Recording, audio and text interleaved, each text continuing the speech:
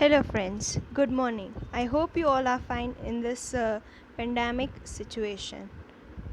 I am Professor Shreya Trivedi from AKDMC Jamnagar. This is the lecture for Foundation Course in English, or we can say Compulsory English for BA SEM 1, that is FY BA SEM 1. આ lecture જે છે એ compulsory ઇંગ્લિશના students માટેનો છે. હવે આ book or we can say પેપરનું નામ છે foundation course in English, that is FCE 1 for semester 1. In the previous lectures, we have studied something about the language, the grammar, and the difference between the spoken and written language. આપણે આના પહેલાંના લેક્ચર્સમાં આપણે language વિશે થોડી ચર્ચા કરેલી, થોડી આપણે ગ્રામર વિશે ચર્ચા કરેલી, અને આપણે ડિફરન્સ પણ જોયો કે એ બેમાં તફાવત શું છે, કયા બેમાં, તો કે સ્પોકન અને રિટર્ન લેંગ્વેજમાં. તો હવે આપણે આપણું કોર્સ અહીંથી ચાલુ કરીએ છીએ. આપણે આ સિલેબસ તો મળી ચૂક્યું છે, પણ છતાં હું તમને સિલેબસ આપવા માગું છું. સિલેબસ આપણી પાસે એક ટેક્સ્ટ બુક છે, ઇમેજીસ કરીને, અ હેન્ડબુક ઓફ સ્ટોરીઝ. એક ટેક્સ્ટ બુક છે જેમાં સ્ટોરીઝ આપેલી છે, in which stories R given, and in that first 5 stories are there in this syllabus, okay, for SEM 1. Then we have a grammar portion. Now this textbook is all about 40 marks. Textbook ના 40 marks છે, એટલે જે question answers તમને પૂછાશે એ 40 marks ના હશે. Then comes grammar and composition. Okay, એમાં છે પેલું parts of speech, which carries 10 marks. Okay, then comes tenses, 10 marks, and word formation, that is forming noun and forming adjectives, of 10 marks. આ બધી વસ્તુ તમારા સિલેબસમાં હશે. આ બધું તમારે ભણવાનું કમ્પલસરી ઇંગ્લિશમાં રહેશે. હવે આપણે આપણું ગ્રામર ટોપિક અત્યારના ચાલુ કરીએ છીએ, બિકોઝ બુક્સ હજી આપણે લાઇબ્રેરીમાંથી લીધી નથી, એટલે આપણે ગ્રામર ટોપિક ચાલુ કરીએ છીએ. જે પહેલો ટોપિક આપણે ભણવાનો છે તે છે પાર્ટ્સ ઓફ સ્પીચ. આપણે આ ટોપિક આપણા સ્કૂલ લાઈફમાં પણ ભણી ચૂક્યા છીએ. આપણે બહુ નાના હતા ને ત્યારથી આ ટોપિકની વિશે ચર્ચા આપણે કરેલી છે. This is the topic which we have been learning since our childhood, but we don't know that this is called parts of speech. આપણે આ બધું ભણી ચૂક્યા છીએ, પણ આપણને ખબર નથી કે આને પાર્ટ્સ ઓફ સ્પીચ કહેવામાં આવે છે. ઓકે, આપણે થોડું ઘણું સ્ટાર્ટ કરીએ આજે. According to the work the words do in a sentence, they are divided into kinds or classes. હવે દરેક સેન્ટેન્સ, હવે સેન્ટેન્સ છે, okay, what is the definition of a sentence? Sentence is a group of words that make complete sense. Okay, sentence એક એવા શબ્દોનો ઝુંડ છે કે જેમાં કમ્પ્લીટ સેન્સ, એટલે કે આપણે સમજાઈ જાય એવી સેન્સમાં જો વર્ડ્સને ભેગા કરીને રાખવામાં આવે તો એને સેન્ટેન્સ કહેવામાં આવે છે. દેટ મીન્સ કે દરેક વર્ડનો અલગ અલગ મહત્ત્વ રહેલું છે સેન્ટેન્સમાં. દરેક વર્ડનો એક પોતાનું મહત્ત્વ રહેલું છે. મહત્ત્વ હોવાના કારણે દરેક વર્ડ પોતપોતાના કાર્યોમાં પણ આગળ રહે છે.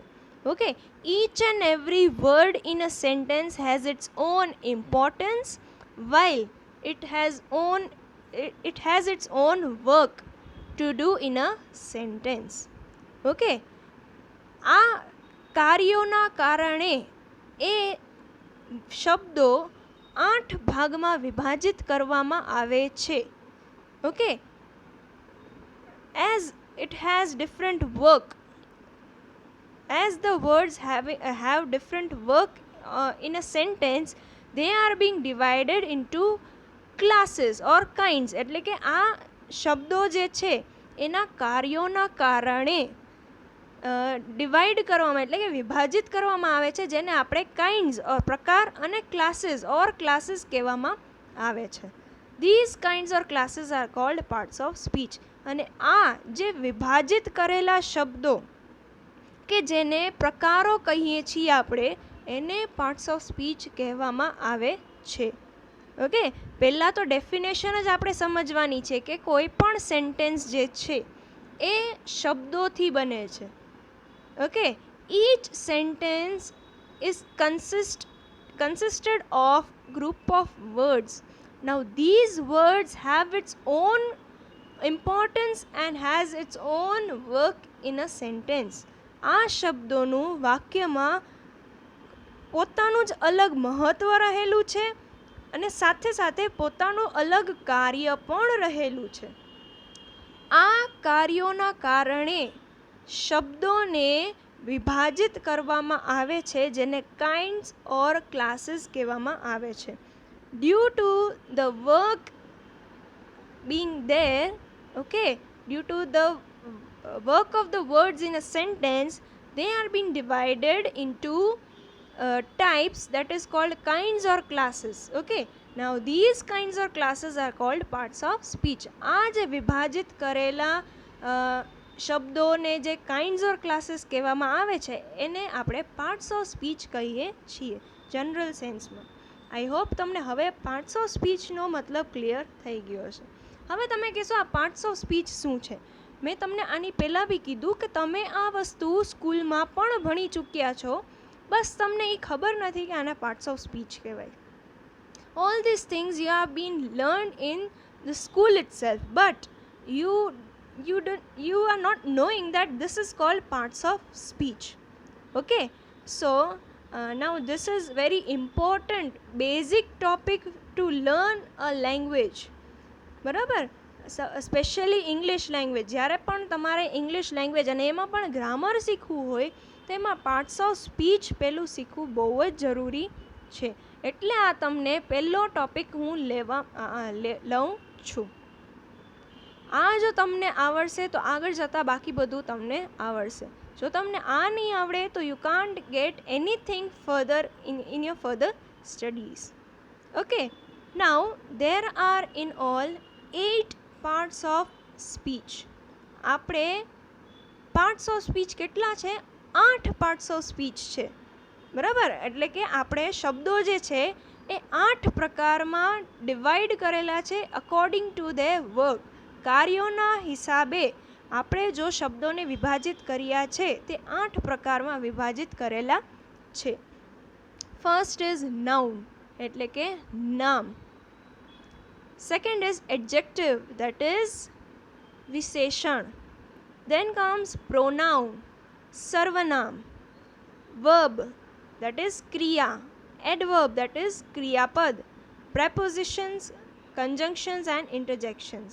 બરાબર, prepositions and conjunctions I'm not a bit clear of its Gujarati name, okay, but interjections એટલે કે ઉદ્ગારના શબ્દો જે હોય ને, that is called interjections. Now let us have some short description of what all the things are all about. Okay, પહેલું આવે છે noun. આપણે એક નાની એવી ડિસ્કશન લઈએ કે આ પ્રકારોમાં એકચ્યુઅલી એનું કામ શું છે.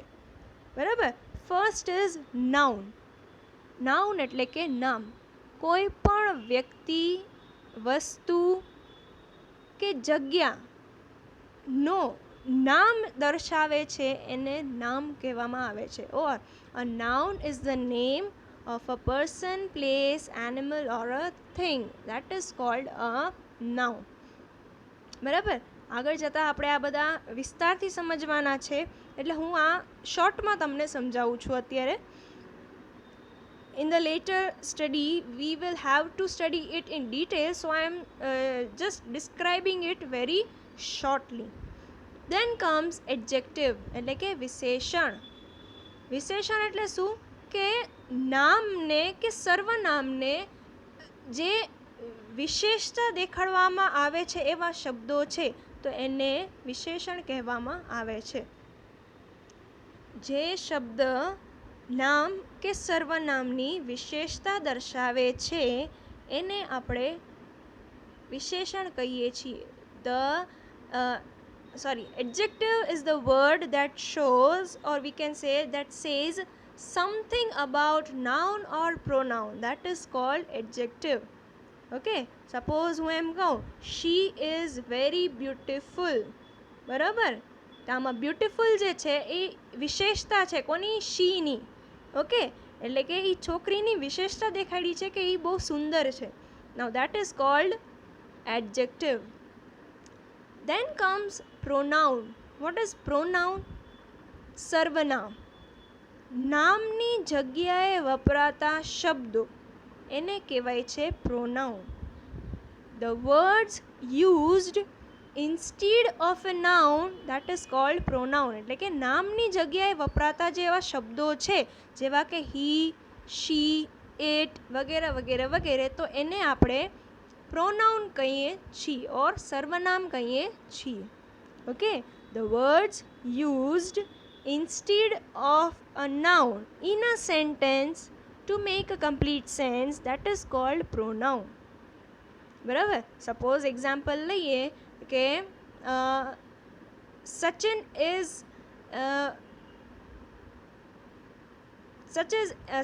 Is an Indian cricket player. બરાબર? પછી બીજો સેન્ટેન્સ આપણે રાખીએ કે Sachin is a good player. બરાબર? હવે આ બે સેન્ટેન્સમાં આપણે સચિન વર્ડ છે એ રિપીટ નથી કરવો. બરાબર? તો આપણે શું કરશું? Sachin is an Indian cricket player and he is good player. બરાબર? એટલે આપણે સચિન વર્ડ રિપીટ નથી કરવો, એટલે આપણે એની જગ્યાએ જે હી શબ્દ વાપરેલો છે એને કહેવાય છે પ્રોનાઉન.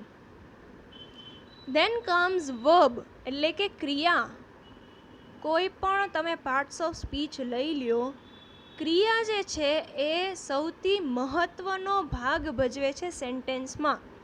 ક્રિયા દ્વારા જ તમને સેન્ટેન્સનો ટેન્સ એટલે કે કાળ સમજવામાં મદદરૂપ થાય છે. એના દ્વારા જ તમે સેન્ટેન્સ પૂરો સમજી શકો છો. ઓકે, વર્બ્સ એટલે કે ક્રિયા. કોઈ પણ ક્રિયા દર્શાવતો જે શબ્દ છે સેન્ટેન્સમાં એને વર્બ કહેવામાં આવે છે. My mother is cooking. હવે કુકિંગ જે છે એ ક્રિયા દર્શાવે છે કે રસોઈ બનાવે છે અમારા મમ્મી. બરાબર? એ એક ટાઈપની ક્રિયા છે, તો that is cold verb in a sentence. આને આપણે ક્રિયાપદ કહેવામાં આવે છે. Then comes adverb. ઓકે, જે વર્બની વિશેષતા દેખાડતું હોય એવું જે શબ્દ છે એને એડવર્બ કહે છે. Okay, the word that says, or we can say that adds something to the verb, that is called adverb. બરાબર? સપોઝ હું એમ કહું my mother is cooking every day. Now this every day is what? Adverb. ક્રિયાની વિશે કંઈક વધારે કહેવામાં આવે છે. બરાબર? કે my mother is cooking but every day. Okay, તો એ એવરી ડે જે છે એ એડવર્બ કહેવામાં આવે છે. Then comes preposition. Now what is preposition? કોઈ પણ સેન્ટેન્સમાં આપણે ઘણા બધા એવા વર્ડ્સ જોઈએ છીએ. ઇન છે, ઓન છે, અંડર છે, આફ્ટર છે, બિલો છે, ઓકે, ઓફ છે. આ બધા જે છે એ તમારા પ્રેપોઝિશન્સ છે. બરાબર? સપોઝ હું એમ કહું my cycle is under the tree. બરાબર? હવે આ શબ્દ અંડર જે છે આમાં એ અંડર છે એ આપણું પ્રેપોઝિશન છે જે જગ્યા દર્શાવે છે કે ભાઈ ટ્રી છે, ટ્રીની નીચે પડેલી છે સાયકલ. ઓકે, તો એ જે નીચે પડેલી દેટ ઇઝ કોલ્ડ અંડર. હવે આ વર્ડ જો આપણી પાસે હોય નહીં તો આપણે સેન્ટેન્સ સરખી રીતે સમજી શકીએ નહીં. એટલે આનું પણ એક અલગ મહત્ત્વ, એક અલગ કાર્ય રહેલું છે. Then comes conjunctions. What is conjunctions? એવા શબ્દો જે કે સેન્ટેન્સને જોડવામાં મદદ કરે છે. Okay, the words that are used to join a sentence or one or two sentence, that is called conjunctions. બરાબર, એન્ડ છે, બટ છે, યેટ છે, બરાબર, આવા બધા જે શબ્દો છે એને કન્જંક્શન્સ કહેવામાં આવે છે. આપણે એક્ઝામ્પલ એકાદ લઈએ કે આઈ એમ ઈટિંગ, બરાબર, એ એક સેન્ટેન્સ થયું. માય ફાધર ઇઝ ઈટિંગ, બરાબર. હવે આ જ વસ્તુ જો આપણે એક જ સેન્ટેન્સમાં બોલવી હોય તો આપણે કઈ રીતે બોલશું? I and my father are eating, બરાબર. હવે આ જે એન્ડ શબ્દો, આ જે બે સેન્ટેન્સને જોડીને જે આપણે એન્ડ લગાડ્યું છે એને કન્જંક્શન્સ કહીએ છીએ આપણે, બરાબર. અને છેલ્લું છે ઇન્ટરજેક્શન્સ. હવે ઇન્ટરજેક્શન્સ એટલે કે આપણા ઉદ્ગાર શબ્દો જે દર્શાવે છે એને કહેવાય છે ઇન્ટરજેક્શન્સ. સપોઝ આપણે એમ કહીએ વોટ અ બ્યુટિફુલ ડે, બરાબર. તો આ સેન્ટેન્સમાં વોટથી ચાલુ થાય છે, છેલ્લે ઉદ્ગાર ચિહ્ન એટલે કે એક્સક્લેમેટરી માર્ક દર્શાવે છે, તો આને ઇન્ટરજેક્શન્સ કહીએ છીએ, બરાબર. સપોઝ હું એમ કહું હુર્રે વી વોન ધ મેચ. હવે આમાં હુર્રે જે છે ને એ ઇન્ટરજેક્શન છે કે જે ઉદ્ગાર એટલે કે આપણી ફિલિંગ્સ, ઇમોશન્સ દર્શાવે છે માણસના. The word that shows the feelings, emotions in a sentence, that is called interjection. એટલે આ જે વસ્તુ છે આપણા 8 પાર્ટ્સ ઓફ સ્પીચ આ છે. હવે એક બીજી ઇન્ટરેસ્ટિંગ વસ્તુ હું તમને કહું, આ તમને ક્યાંય પણ જોવા મળશે નહીં, પણ છતાંય હું તમને કહેવા માગું છું કે આમાં ક્લાસીસ વર્ડ આવ્યું એક, બરાબર, કે શબ્દો છે એ ક્લાસીસમાં ડિવાઈડ થયેલા છે, આપણે પ્રકાર કહીએ છીએ, એનો બીજો એક શબ્દ ક્લાસીસ પણ છે. હવે આ ક્લાસીસને પણ પાછા બે જગ્યાએ વિભાજિત કરવામાં આવેલા છે, બે પ્રકારમાં વિભાજિત કરવામાં આવેલા છે. That is open class and close class. Now what is this open class and closed class? Suppose if we are in a class and I am teaching you all, okay, suppose આપણે એક ક્લાસમાં બેઠા છીએ અને હું તમને ભણાવું છું, બરાબર, અને દરવાજો ખુલ્લો છે, તો પોસિબિલિટી શું છે કે કોઈ પણ અંદર આવી શકે છે, રાઈટ, કે કોઈ પણ બહાર જઈ શકે છે કે નહીં આ પોસિબિલિટી? બસ ઓપન ક્લાસ આ જ છે. હવે તમે કહેશો આ શું ઓપન ક્લાસ, હવે પાર્ટ્સ ઓફ સ્પીચમાં કઈ રીતે આવ્યું કઈ રીતે? સપોઝ જો આ નાઉન છે. હવે નાઉન જે છે ને, તમે એક જ ખાલી એક્ઝામ્પલ લઈ લો કે કોઈ નાના છોકરાનું નામ રાખવામાં આવે અને જો કોઈ નવું નામ રાખવામાં આવે, બરાબર, કે આપણે સાંભળ્યું ન એટલે તરત આપણા મોઢામાંથી એક જ શબ્દ નીકળે કે આપણે આ નામ કોઈ દિવસ સાંભળ્યું જ નથી, નવું નામ નીકળ્યું છે, બરાબર. મીન્સ વોટ કે દિવસે દિવસે આ નાઉનમાં નવા નવા શબ્દો ઉમેરાતા જાય છે. ઓકે, સો આ જે છે એ ઓપન ક્લાસમાં આવે છે. વર્બમાં પણ એવું જ છે, બરાબર. વર્બ જે છે દિવસે દિવસે નવી નવી ક્રિયાઓ આપણી સમક્ષ આવીને ઊભી રહી જાય છે, બરાબર. પછી એડજેક્ટિવ પણ એમ જ છે અને એડવર્બ પણ એમ જ છે. એટલે કે 4 પાર્ટ્સ ઓફ સ્પીચ છે એ ઓપન ક્લાસની અંડરમાં આવે છે, જ્યારે બીજા જે 4 છે એ ક્લોઝ ક્લાસની અંડરમાં આવે છે. ક્લોઝ ક્લાસ એટલે શું? એનું ઓપોઝિટ, કે કોઈ પણ શબ્દ વધારાનો ઉમેરી શકાતો નથી, એને કહેવાય છે ક્લોઝડ ક્લાસ. જ્યારે ઓપન ક્લાસ એટલે શું? કે કોઈ પણ વધારાના આપણે શબ્દો એમાં ઉમેરી શકીએ છીએ. ઓકે, તો એને કહેવાય છે આપણે ઓપન ક્લાસ. એટલે ઓપન ક્લાસ અને ક્લોઝ ક્લાસ એ રીતના પણ આપણે યાદ રાખવું હોય તો એ સહેલું પડી જાય છે. એટલે નાઉન, વર્બ, એડજેક્ટિવ અને એડવર્બ આ 4 જે છે એ ઓપન ક્લાસમાં આવે છે, જ્યારે બીજા 4 છે એટલે કે પ્રોનાઉન છે, પ્રેપોઝિશન છે, કન્જંક્શન છે અને ઇન્ટરજેક્શન્સ છે, આ બધાય ક્લોઝડ ક્લાસની અંદરમાં આવે છે, બરાબર. આઈ હોપ તમને આટલું ક્લિયર છે અને તમને થોડી મજા આવી હશે આપણું ઇંગ્લિશનું કમ્પલસરીનો કોર્સ આમ જોવા જાવ તો બહુ જ સહેલો છે, અને જે ઇંગ્લિશ મીડિયમમાંથી આવતા હશે એ લોકોને તો ખૂબ જ ઇઝી લાગશે, પણ જે ગુજરાતી મીડિયમમાં આવતા હશે એને થોડુંક ડિફિકલ્ટ લાગશે. ડિફિકલ્ટ એટલા માટે કે આપણે ઇંગ્લિશમાં કોઈ દિવસ આવી વસ્તુ કદાચ ભણવાની ટ્રાય નથી કરી, બરાબર? એટલે હું બનતી ટ્રાય કરીશ કે તમને બહુ સારી રીતે સમજાવી શકું, અને સાથે સાથે તમને સારી રીતે પ્રેઝન્ટ બધું કરી શકું મટીરિયલ, કે તમે એનાથી આગળ જતાં પણ એ વસ્તુ તમને હેલ્પફુલ થાય. ઓકે, એટલે આ મારું આજનું લેક્ચર અહીંયા હતું. આપણે આગળ નાઉનથી ચાલુ કરશું, બરાબર? આવતા લેક્ચરમાં આપણે નાઉનની ડેફિનેશન, એના એક્ઝામ્પલ્સ અને એના પ્રકારો આપણે જાણીશું, અને એક્ઝામ્પલ્સ દ્વારા જાણીશું, કારણ કે કોઈ પણ ગ્રામર એવું નથી કે જે એક્ઝામ્પલ્સ વગર સમજાવી શકાય. ઓકે, એટલે ગ્રામર પાર્ટ જે છે એમાં આપણે ફોકસ કરશું. ભલે એમાં 30 જ માર્કનું ગ્રામર તમને પૂછાય છે, બટ સ્ટીલ આગળ જતાં તમને ગ્રામર વધુ પડતું ઇમ્પોર્ટન્ટ છે, એટલે આપણે એમાં વધારે ફોકસ કરીશું. ઓકે, આજનો લેક્ચર અહીંયા આપણે રાખીએ છીએ.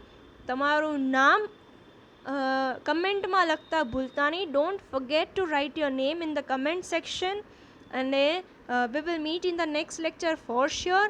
Thank you and see you in the next lecture. Till then, take care and revise parts of speech. Okay, see you and thank you.